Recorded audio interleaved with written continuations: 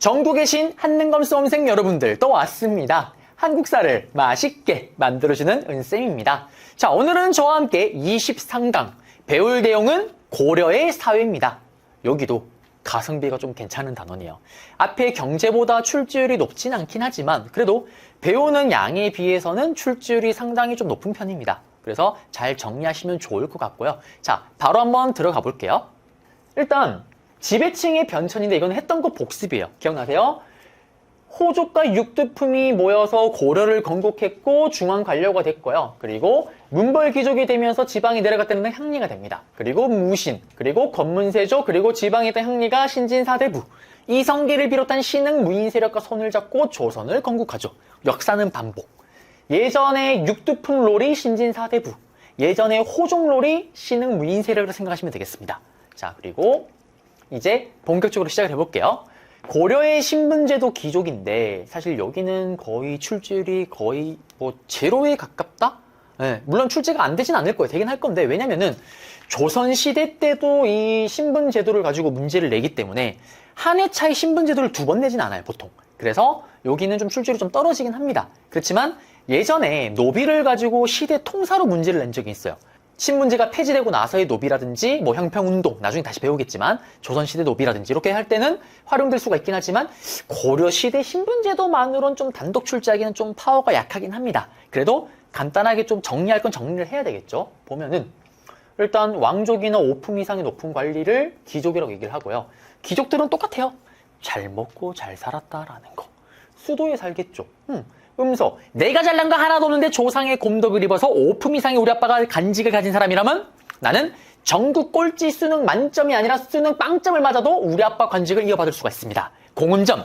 내가 잘난 거 하나도 없지만 조상의 곰과 조상의 음덕을 입어서 내가 슈퍼 양아치 백수검다 한량이라도 우리 아빠가 5품 이상 높은 관직을 가진 신하라면 우리 아빠 월급을 내가 받아요.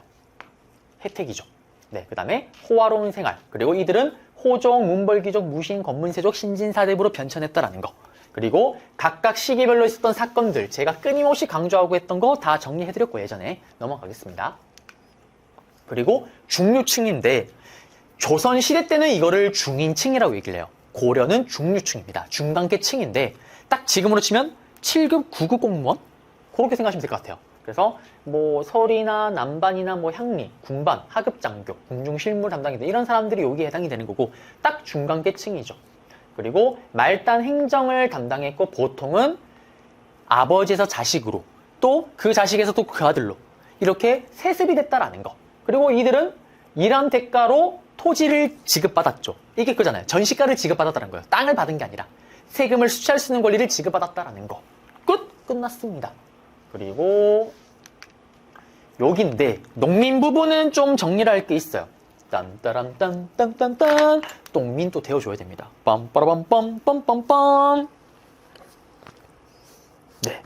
자, 고려시대 때 농민 이야기를 좀 해볼게요. 자, 일단 고려는 양민이란 계층이 있습니다. 여기는 기본적으로 농민 상인 수공업자인데 고려시대 때 사실 사회 부분에서 시험에 나올 수 있는 부분은 여기예요. 향부곡소입니다. 향부곡소. 자, 일단 먼저 농민인데요. 농민을 큰 차이가 뭐냐면 이거예요. 백정을 고려시대 때는 일반 농민으로 불렀다라는 거. 우리 백정은 뭘 생각을 해요? 우리가 생각하는 백정은 소말돼지를 잡는 게 백정이잖아요. 근데 고려시대 때 백정은 일반 농민을 가리킵니다. 백, 흰백자, 화이트, 머릿속이 하얀 아이들. 여러분들이에요. 여러분들이 지금 어떻게 역사에 대해서 잘 모르기 때문에 제 강의를 듣는 거잖아요. 역사에 대한 부분은 여러분 내가 하얗습니다.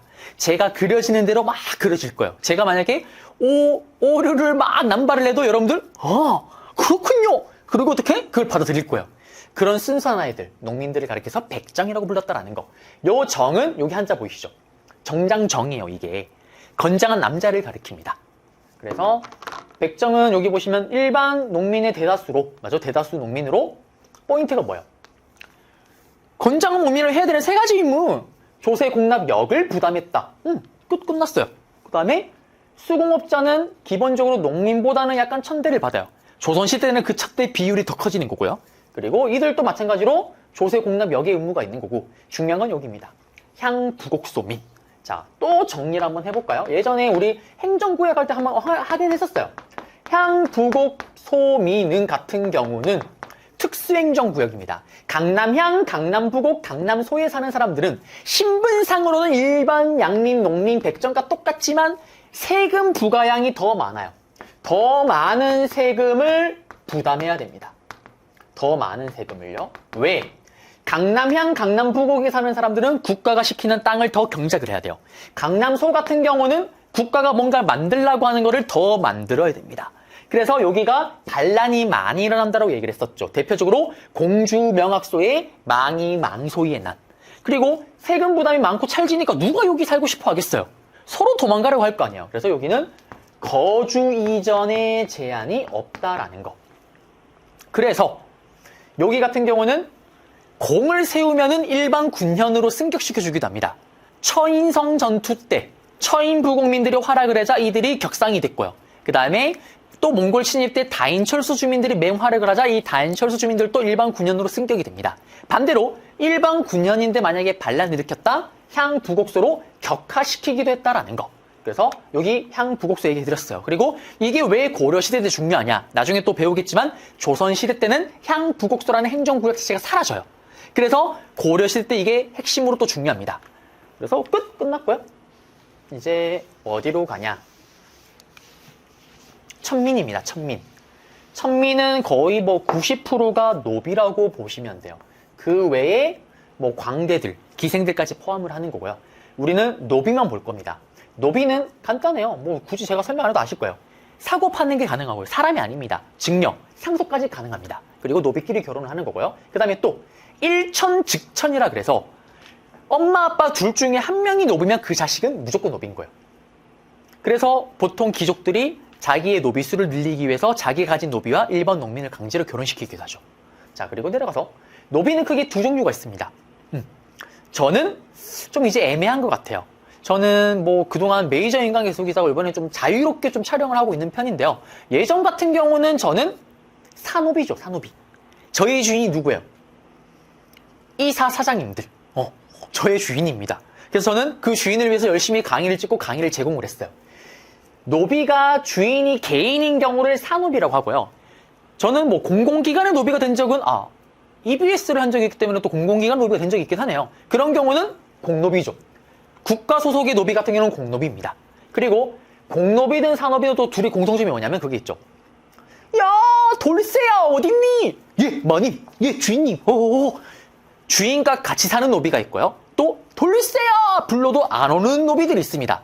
그런 노비는 밖에 사는 노비들이에요.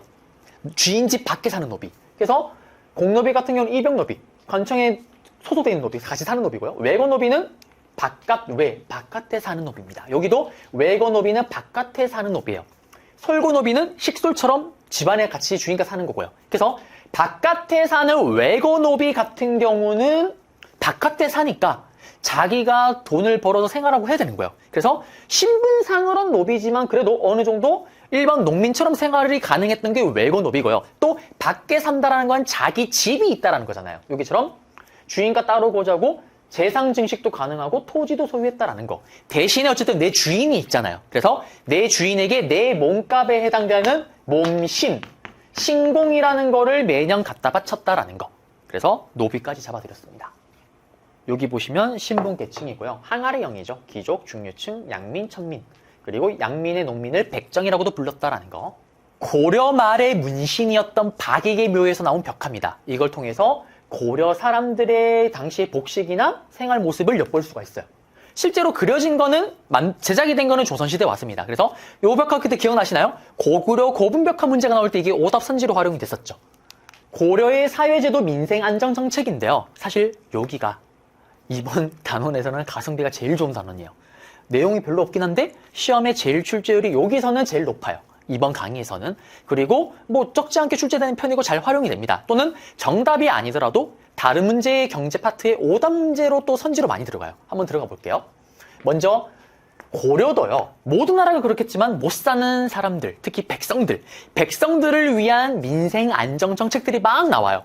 그 중에 이런 것들이 있는데 먼저 제위보입니다. 이 제위보는 뭐냐면 백성을 구제하기 위해서 기금을 마련했다는 거예요. 보가 기금인데 이게 도대체 어떤 거냐면 정말 쉽게 설명하면 국가가 여유 자금이 있으면 그걸 은행에 맡겨서 이자가 생기면 그 이자를 가지고 가난한 사람들을 빈민을 구제하는 거예요.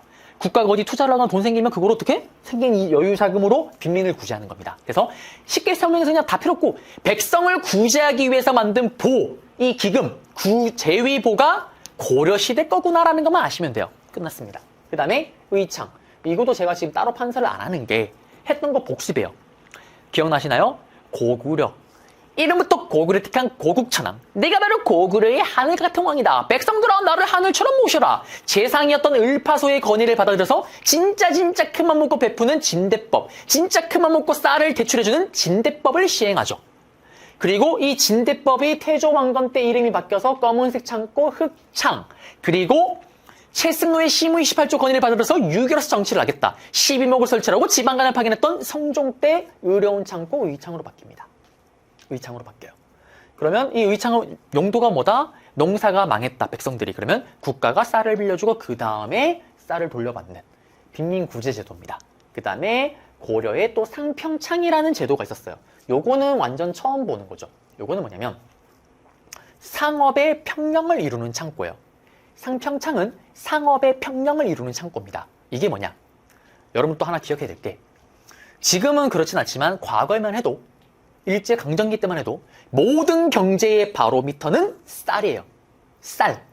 쌀값이 오르면 모든 물가가 다 오르고요. 쌀값이 내리면 모든 물가가 다 내립니다. 무슨 말이냐? 자 보세요. 쉽게 설명하면 밀가루 가격이 오르면 어떻게 돼요, 여러분들? 밀가루가 오르면은 우리가 먹는 라면, 과자, 그 다음에 빵 가격이 오르죠. 당연한 거잖아요.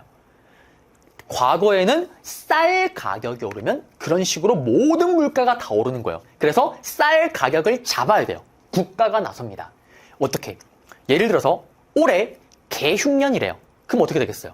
쌀이 귀하니까 쌀값이 폭등하겠죠. 농민들이 힘들어 죽습니다. 이때 국가가 상업의 평령을 이루는 창고인 상평창의 쌀을 시장에 갖다 푸는 거예요. 그러면 시장에 쌀이 풀리니까 쌀 가격이 떨어지겠죠. 평령을 이루게끔 합니다. 반대로 올해 개풍년이야. 농사가 너무 잘 됐어요. 쌀이 시중에 너무 많이 풀린 거예요. 그러면 이제는 쌀 가격이 또 떨어지겠죠. 그래도 문제가 되는 거예요. 그러면 이때 또 국가가 상평창을 가동시킵니다. 상업의 평령을 이루는 창고. 이번엔 어떻게 할까요? 시중에 풀린 쌀을 국가가 사들이겠죠. 그런 식으로 물가를 조절했던 게 바로 상평창이다라는 거. 어디에 설치가 됐냐면요. 당연히 수도인 개경, 그 다음에 제2의 수도였던 서경 평양, 그리고 12목, 성종 때 만든 12목, 중요한 엑기스 땅, 여기에 설치가 됐다라는 거. 그 외에 또 우리의 영원한 호국, 불쌍한 백성들을 위해서 동서대비원, 동쪽과 서쪽에 환자를 대비하는, 해민국은 민들에게 은혜를 베푸는 거, 약을 주는 거. 그 다음에 구제도감, 구급도감 또 고려라는 걸 꼭 기억하셔야 돼요. 이거는 뭐냐면 기억나세요? 고려 때 도감이 붙으면 기본적으로 임시기구잖아요. 구제도감이 뭐냐면 갑자기 질병이 유행할 때, 뭐 오늘날로 치면 뭐 코로나 같은 거, 아니면 갑자기 뭐 독감이 엄청 유행한다. 그러면 구제도감이 설치돼서 가동되는 거예요. 또 갑자기 이번에는 태풍이나 홍수, 자연재해가 불어닥쳤다. 그러면은 구급도감이 가동됩니다. 재난에 맞춰서요. 그래서 요런 민생 안정 정책이 있었다라는 거. 끝. 그리고 이런 것들이 다 고려다라는 거를 기억하시면 되겠습니다. 그리고 이제 향도가 있어요. 요 향도 같은 경우는 출제율이 좀 떨어지긴 해요. 옛날에 정말 옛날에 호랑이 담배 피던 시절에 출제가 됐는데 최근에 한 20회차 안에서는 출제된 적이 없긴 합니다. 그래도 일단 나온 적이 있기 때문에 잡긴 잡아야 돼요. 여기는 그래도 판서로 좀 들어가 볼게요. 자, 여러분들 이제 향도를 볼 건데요. 일단 기본적으로 이 향도가 고려 시대에 있었던 조직이다라고 일단 기억하셔야 되겠고요. 그럼 이게 도대체 어떤 조직이냐? 도가 한자로 무리도예요. 향은 이렇게 생각해요. 향은 불교향을 피우는 무리들. 고려의 불교향을 피우는 무리들이 바로 향도입니다. 향도. 불교 신앙 조직이라고 생각하시면 돼요. 고려는 불교 몰빵이잖아요. 그러니까 향도 같은 조직이 만들어졌던 건데 재밌는 거는 이들이 초기에 어떤 활동을 하냐. 초기에 만약에 우리 마을에 절을 만든다. 그 다음에 뭐 탑을 만든다.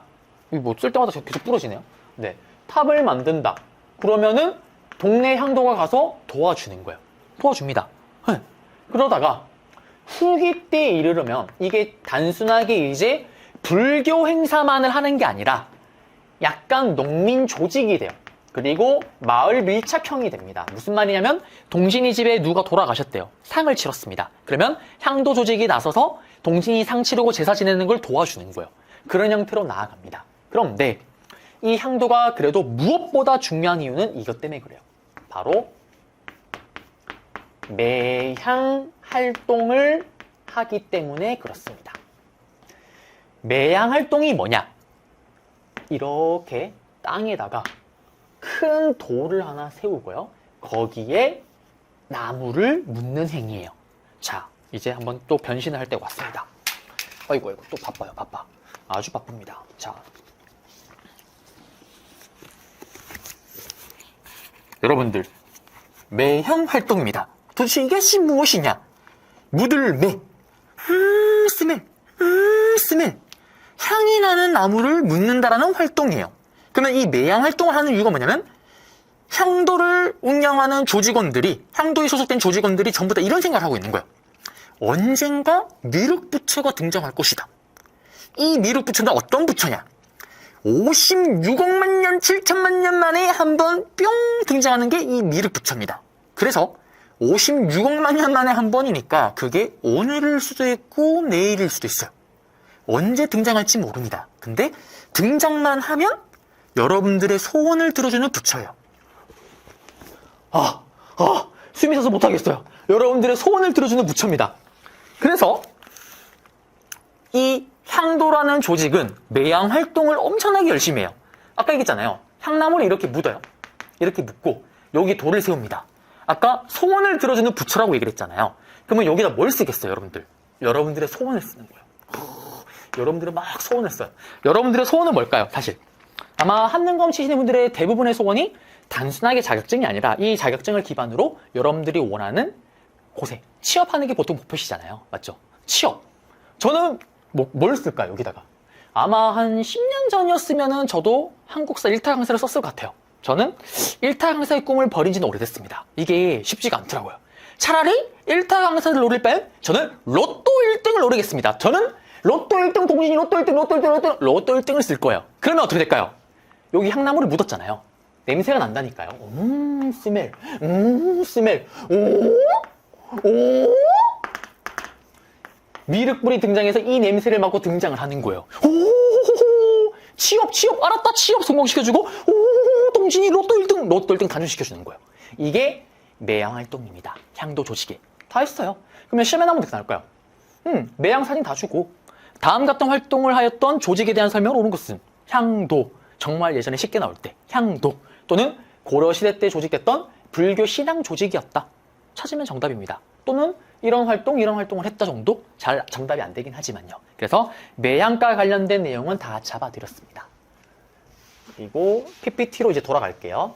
자, 향도 조직인데 보시면 매향 활동을 하던 불교 신앙 조직 너무 중요하죠. 매향은 향나무를 묻는 거예요. 그래서 미륵불을 만나서 구원을 받습니다. 그래서 사실은 실제로 이제 고려시대 때 매향 활동을 많이 했던 지역이 되면 해안가 유역, 바닷가 주변에 이게 많이 볼 수가 있어요. 왜 그러냐면 외구의 침입이 너무 잦으니까 그거 좀 막아달라고 그런 소망을 담은 게 많습니다. 그 다음에 불상, 석타, 사찰, 건립 등 신앙적 활동의 주도적 역할을 했고 후기에는 이제 혼례, 상장례 이런 것들이 서로 돕고하는 마을 공동체 의식 주관. 그 다음에 조선시대 때는 이게 이제 향도 조직에서 두레로 이제 쪼개지는 거예요. 분화됐다라는 거. 이게 그 매향비예요. 여기 밑에 향나무를 묻었겠죠. 그리고 소원이 적혀 있는 거고요. 그 다음에 이제 풍속과 법률 부분인데 중요한 거 없습니다. 장래 유교요금 권장했고요. 그 다음에 법률은 중국의 당나라 법률을 따랐고요. 옛날에 당나라 법률 참고를 많이 했고, 그 다음에 이렇다? 그래요? 넘어가시면 돼요. 그리고 이제 마지막입니다. 이번 강의에 여성의 삶과 가족제도인데 우리는 고려시대 여성의 지위를 따로 정리를 할 거예요. 그럼 그 이유가 뭘까요? 우리가 알고 있는 것과는 다르기 때문에 정리를 해야 되는 거고 또 시험에 나오는 거겠죠. 우리가 알고 있는 여성의 지위는 보통 조선시대를 많이 생각을 해요. 대표적으로 조선시대 때 여성이 만약에 남편을 잃었다. 그럼 어떻게 돼요? 서방님을 잊지 못하겠어요. 혼자 쭉 죽을 때까지 혼자 살겠어요. 연료문을 세워줍니다. 근데 만약에 동진이 다 잊었다. 난 이제 재혼을 하겠어요. 그러면 조선시대 같으면 희대의 쓰레기 여자라고 욕을 먹죠. 네. 다음에 또 오늘날 또 이어지는 게 있어요. 보세요. 제사를 지내시나요, 여러분들? 뭐 기독교를 믿으시면 제사를 안 지내긴 하겠지만 저는 제사를 지내요, 저희 분. 그리고 뭐 대부분 다 제사를 지내실 거고, 그리고 지내지는 않더라도 TV를 통해서 아니면 또 어떻게든 매체를 통해서 본 적이 있을 거예요. 잘 보세요. 제사를 여자가 지내는 걸 본 적 있어요? 없죠. 무조건 남자가 지내잖아요. 그리고 그 집안의 첫째 아들이 제사를 지내죠.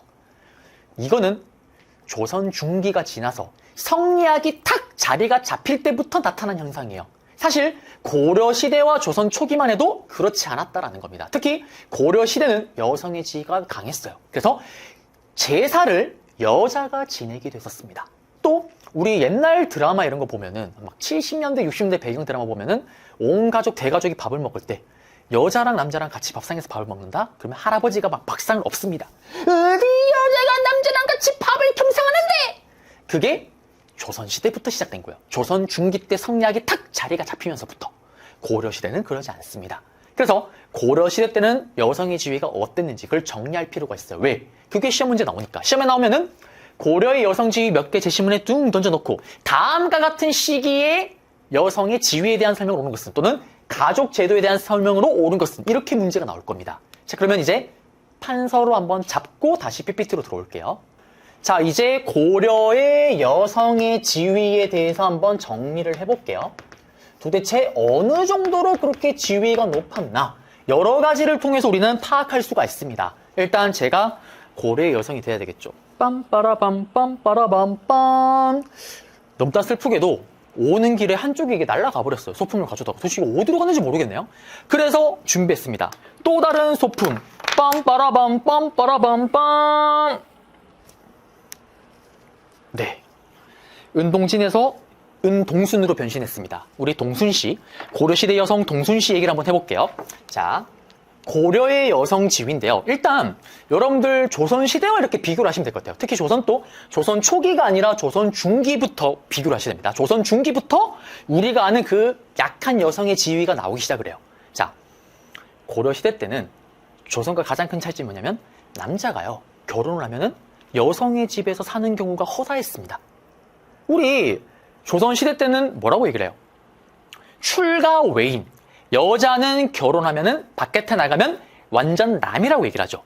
조선시대 같은 경우는 결혼해서 시월드로 가게 되면 죽을 때까지 시월드에서 나오지를 못합니다. 맞죠? 그렇지만 고려는 남자가 여성의 집에서 생활하고 살기도 하는 거예요. 처가살이도 일반적이었다라는 거.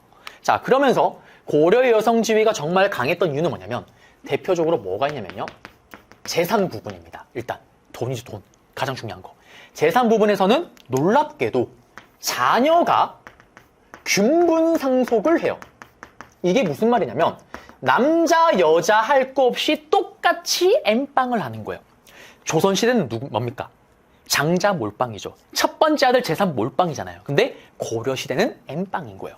그래서 그 장자 몰빵이 지금도 좀 남아있잖아요. 지금도 사실 첫째가 있고 둘째가 있으면 첫째가 부모님 재산을 좀 더 많이 가져간다고 생각을 보통 지금도 많이 하죠. 동료가 보고 있니? 형이 쓰레기면 어떻게 너 재산 하나도 안 준다! 이게 가능한 거예요. 그리고 재산이 균분상속이 가능하니까 이제 어떤 일이 생기냐? 사실 장자를 재산 몰빵시키는 이유가 뭘까요? 조선시대 때. 제사를 홀로 독점해서 담당하니까. 제사를 담당하니까. 근데 고려는 아니라니까요. 제사는 엠빵하잖아요. 그러면 장자가 홀로 제사를 지낼 필요가 없어요. 그래서 고려시대 같은 경우는 대박입니다. 제사는 엠빵 받으니까 제상 받은 여성 같은 경우는 제사를 지내기도 하는 거예요. 심지어는 자녀들이 돌아가면서 제사를 지냅니다.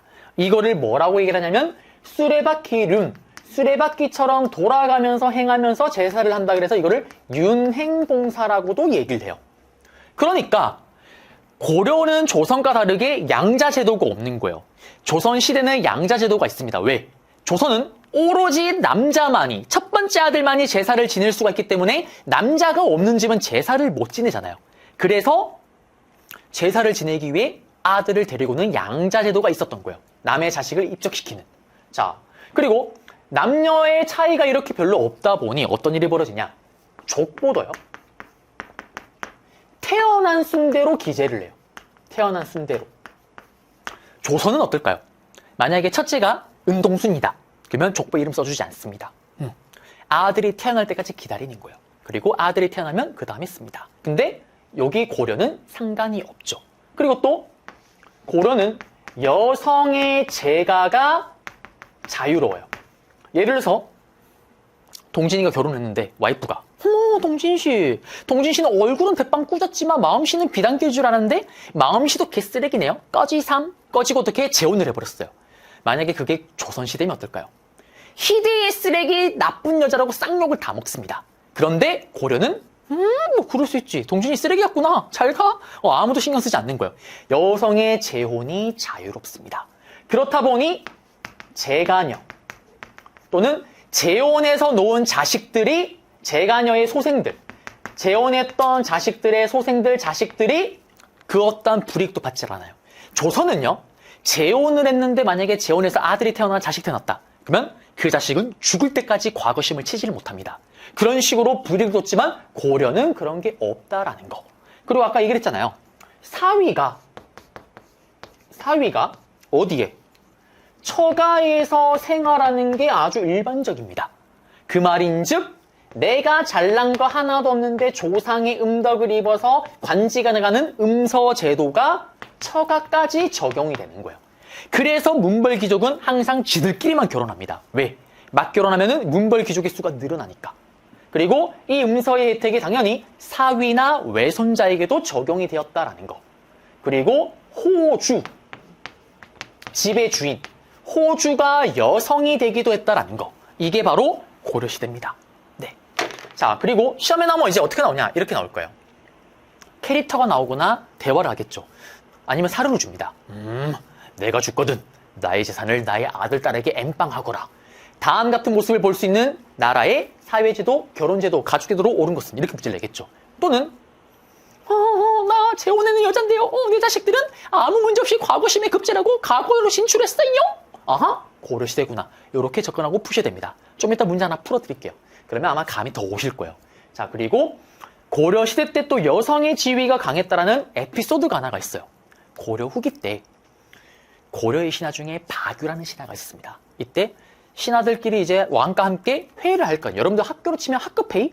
그때 왕이 물어보겠죠. 야, 신하들아, 혹시 뭐 건의할 사항 있니? 그때 전하, 신박유 아래옵니다.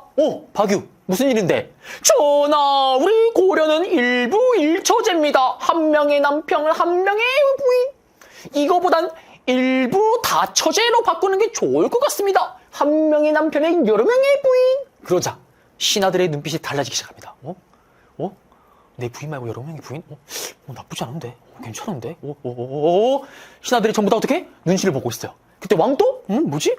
전부 다 어떻게? 근데 찬성을 하고 싶지만 머릿속에 갑자기 집에 있는 와이프가 떠오릅니다. 그러면서 어떻게? 참고 있는 거예요. 그러자 왕이 박유, 아주 좋은 의견이지만 너무나 급진적이다. 우리 다음에 다시 이야기를 하자. 라면서 그냥 넘어가요. 그런데 이 사실이 이제 다른 아낙네들, 부인들에게 알려지기 시작을 해요. 왜? 동진이가 집에 가서 자기야 대박 여보 왜요? 대박 이번에 궁글 오늘 난리 났잖아. 왜요? 박유 미쳤나봐. 박유가 일부 다처제 하자고 했잖아. 나는 자기밖에 없어. 알라뷰. 나는 반대했죠. 모든 집에 다 그러고 있는 거예요. 그러자 박유가 어느 날 시장을 걸어가고 있었어요. 그때 웬 할머니가 박유를 가리킵니다. 저 새끼가 일부 다투지는 주장한 박유다. 저 새끼다. 그러자 주변에 있던 여성들이 차분하고 침착하게 돌을 줍습니다. 그리고 집어던져요. 그게 실제로 기록했습니다. 너무나 아름다운 스토리죠. 그만큼 여성의 지위가 강했다라는 건데, 근데 사실은 팩트는 박유가 그걸 주장했던 이유가 있어요. 여자를 좋아해서 그런 게 아니라 원간석기 때 공여로 여자들이 너무 차출이 많이 되니까. 그래서 그걸 건의를 했던 건데, 그러기에는 고려 여성들이 녹록지 않았죠. 그러고는 택도 없습니다. 네. 그래서 이런 얘기까지 한번 잡아드렸고, 이제 문제 풀고, PPT로 한번 별표 치고 문제 풀고 수업 끝낼게요.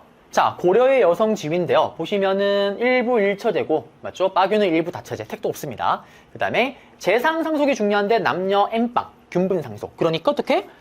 여성이 제사를 지내는 거예요. 돌아가면서 가족, 그 다음에 뭐 첫째, 둘째, 셋째가 뭐 돌아가면서 형제가 또는 자매가 제사를 돌아가면서 지내기도 하는 거고요. 그 다음에 남녀에 따른 차별이 없었고 사위가 처가 호족에 입적되기도 하고요. 태어난 순대로 그냥 기재를 하는 거고 재혼 자유롭습니다. 재혼. 그 다음에 심지어는 재혼했는 여성의 자식들도 차별이 없어요. 그 다음에 사위가 처가 생활 뭐 잦습니다. 그 다음에 음서 혜택이 사위 외손자에게도 주어져요. 끝났습니다. 그래서 여기 내용 다 잡아드렸고, 그리고 여성이 또 호주가 되기도 합니다. 여기 보시면 박유의 상소예요. 그 얘기 아까 제가 막 풀었던, 보세요. 저 첩을 두자고 요청한 자가 바로 저 빌어먹을 놈의 늙은이다. 대단합니다. 네. 그리고 넘어가서 문제 볼게요. 다음 상황이 나타난 시기의 사회 시책 보시면 질병이 돌고 있고 구제도감을 설치를 했대요. 그 다음에 흉년이 돌아서 의창을 가동시켰대요. 고려시요. 고려. 그러면 고려의 사회 시책으로 또 다른 걸 찾으라는 건데 우리가 배운 게 뭐가 있냐면 제위보잖아요. 정답 5번 맞죠? 그리고 2번은 우리가 앞에서 배웠고 1번, 3번, 4번은 다 나중에 배울 거예요. 2번은 고구려의 고국천왕. 정답은 5번. 그리고 이거는 교재는 제가 안 넣었어요. 왜냐면 매양이 잘 출제가 안 돼서 보면 31일 때 나온 거예요. 보시면은 여기 매양활동이죠. 다음 조직 향도 불교신앙 조직으로 바탕되었고 그 다음에 나중에 후기 때 와서는 상호부주를 위한 공동체. 정답은 기읒디귿 2번입니다. 2번 문제인데요. 이승장은 어려서부터 아버지를 여했는데 의붓 아버지가 있대요. 근데 쭉 보시면은 차별하지 않았다 이런 내용 나옵니다. 맞죠? 그래서 제가 수절하지 못했음을 부끄럽게 여겼습니다. 그러나 아이가 다행히 학문의 뜻을 두고 있고 아버지를 따라서 어떻게 공부 잘하고 있다 이런 내용이죠. 자, 그러면 관련된 걸 찾으면은 보세요. 재상상속에서 장자우대 이거는 조선 중기 이후고 문중을 중심으로 서원 이거 조선시대고 사위와 외손자에게도 음서 혜택 정답 3번이죠. 양자 드릴 필요 없습니다. 그 다음에 혼인 후에 곧바로 남자 집에서 생활하는 경우가 보편화 이거는 조선시대죠. 틀렸습니다. 정답은 그래서 3번 되겠습니다. 네, 이렇게 해서 오늘 내용 다 정리를 하고 다 배웠습니다. 오늘도 저와 함께 하시느라고 너무 고생 많으셨고요. 다음 강좌에서 여러분들을 찾아뵙도록 하겠습니다. 여러분들 고생하셨습니다.